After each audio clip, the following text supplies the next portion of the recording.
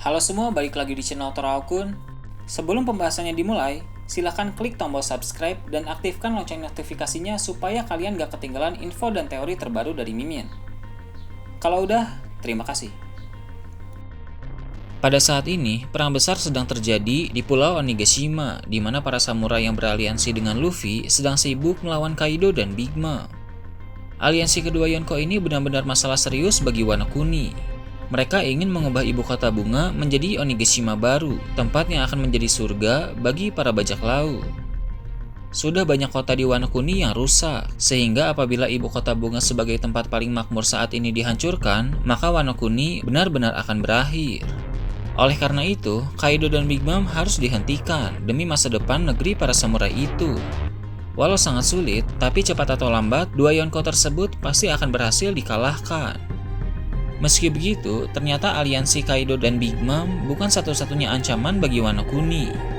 Setelah nanti Kaido dan Big Mom dikalahkan, serangkaian masalah baru yang tidak kalah besar akan datang ke Wano Kuni. Arc Wano akan menjadi sangat panjang, karena usai urusan dengan Kaido dan Big Mom beres, cerita di sana masih akan tetap berjalan, bahkan akan lebih dahsyat dari sebelumnya. Dalam video kali ini, channel Toraokun akan membahas tentang Perang Wano akan lebih dahsyat dari yang dibayangkan dan munculnya para legenda hidup. Seperti yang kita tahu, apabila pihak samurai berhasil memenangkan pertempuran, maka mereka berniat untuk membuat Wano Kuni menjadi negeri yang terbuka. Impian tersebut diwariskan oleh Kozuki Oden kepada para Sarung Pedang Merah. Sarung Pedang Merah sangat serius akan membuka Wano Kuni. Bahkan dalam manga chapter 1012, Kawamatsu sudah mulai bertanya-tanya kepada Izo kira-kira akan menjadi seperti apa Wano Kuni ketika nanti telah menjadi negeri yang terbuka. Membuka Wano Kuni memang ide yang bagus dan sudah seharusnya mereka lakukan jika menang perang nanti. Tapi hal itu juga akan mendatangkan masalah baru. Dalam manga chapter 972, Kozuki Oden pernah berkata bahwa alasan mengapa pada masa lalu Wano Kuni menutup diri adalah untuk berlindung dari kekuatan besar yang ada di luar. Rasanya kita semua bisa menebak kekuatan besar dari luar yang dimaksud oleh Kozuki Oden merujuk kepada pemerintah dunia. Pada masa lalu, keluarga Kozuki pernah menciptakan Poneglyph yang menceritakan berbagai kebenaran dunia dan hal-hal penting yang sekarang ini dianggap terlarang oleh pemerintah dunia. Penelitian terhadap Poneglyph adalah tindak kriminal. Oleh karena itu, wajar saja apabila pencipta Poneglyph pun dianggap sebagai musuh pemerintah dunia. Maka tak heran pada masa lalu, keluarga Kozuki memutuskan untuk membuat Wano Kuni menjadi negeri yang tertutup dengan tujuan melindungi negeri tersebut dari serangan pemerintah dunia. Sepertinya, selama Wano Kuni menjadi negeri yang tertutup, negeri itu terbilang aman dari pemerintah dunia. Terbukti sampai sekarang diketahui tak ada serangan dari pemerintah dunia ke Wano Kuni. Masalah yang datang justru dari Kaido yang merupakan bajak laut, dan juga masalah internal yang ditimbulkan oleh Orochi.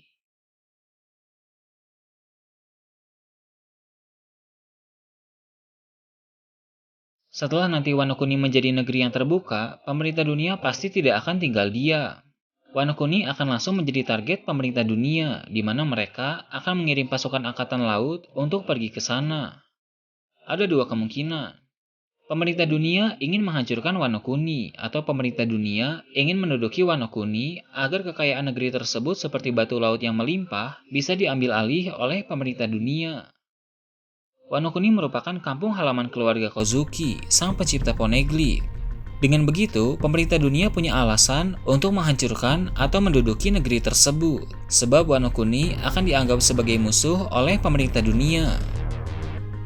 Pasukan angkatan laut yang dikirim pemerintah dunia ke sana jelas akan membuat konflik semakin panjang dan perang pun akan semakin luas.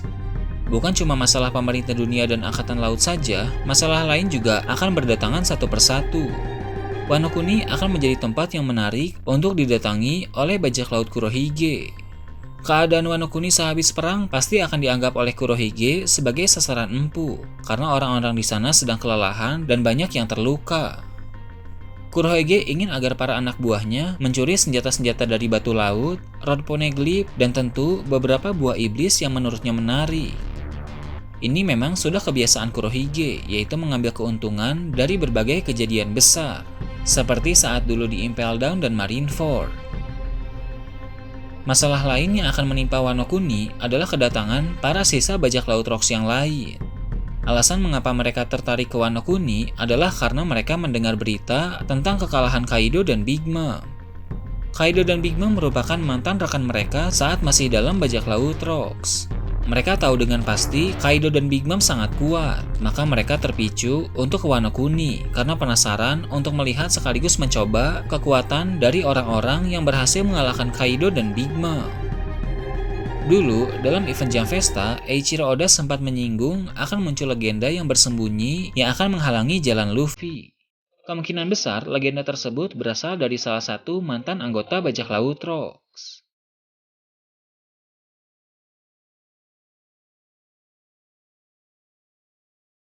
Mulai dari Angkatan Laut, Bajak Laut Kurohige, dan mantan anggota Bajak Laut Rocks, sepertinya mustahil bagi para samurai dan pihak Luffy untuk bisa melindungi Wano Kuni, apalagi kondisi mereka tidak 100% prima karena telah kelelahan melawan Kaido dan Big Mom. Maka dari itu, bantuan-bantuan dari luar pun akan berdatangan. Pertama, ada Bajak Laut Akagami yang mulai bergerak begitu tahu situasi sudah sangat gawat. Bajak laut Akagami tentu akan berada di pihak Wano Kuni, karena negeri tersebut merupakan kampung halaman Oden, dan kebetulan Luffy juga berada di pihak para pengikut Oden. Ini sesuai dengan perkataan Eiichiro Oda dalam SBS, bahwa Shanks akan memulai pergerakan. Lalu, para sisa bajak laut Roger pun akan mulai bergerak. Mungkin sementara perang Wano berlangsung saat ini, Rayleigh sudah menghubungi semua mantan kru Roger yang masih hidup. Rayleigh akan bilang bahwa Luffy adalah orang yang akan menjadi penerus Roger dan menjadi Joy Boy yang baru, sehingga para mantan kru Roger pun akan berdatangan. Di sana akan terjadi pertemuan yang mengejutkan karena para mantan anggota bajak laut Roger sekali lagi akan berhadapan dengan mantan anggota bajak laut Rocks. Kemudian, armada besar topi jerami pun akan datang ke sana karena mendengar berita soal pertarungan Luffy melawan Kaido. Atau mungkin ada tanda-tanda dari Fever Card Luffy, karena pasti masing-masing dari mereka memiliki Fever Card satu sama lain. Dan plot twist yang cukup mengejutkan di sini adalah Garp yang ikut dalam pasukan angkatan laut yang menuju ke Wano akan berpihak melindungi Wano Kuni. Dia akan sadar bahwa ancaman besar bukanlah negeri Wano, melainkan para sisa bajak laut Rocks dan bajak laut Kurohige. Melihat Luffy yang telah kelelahan melawan Kaido pun akan membuat Garp bertekad untuk melindungi Wano dari ancaman yang datang. Garp akan memerintahkan sebagian anak buahnya untuk melindungi penduduk Wano dan fokus melawan ancaman lainnya, yaitu sisa bajak laut Rocks dan bajak laut Kurohige.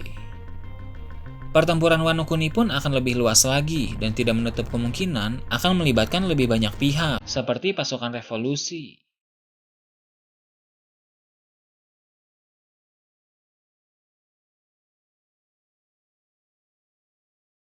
Nah itu tadi, teori admin tentang perang Wano akan lebih besar dari yang dibayangkan dan munculnya para legenda hidup. Gimana menurut kalian? Silahkan tulis di kolom komentar di bawah.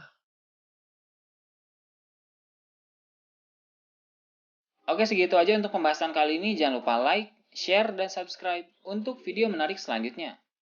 Gue Torakun, Shambles.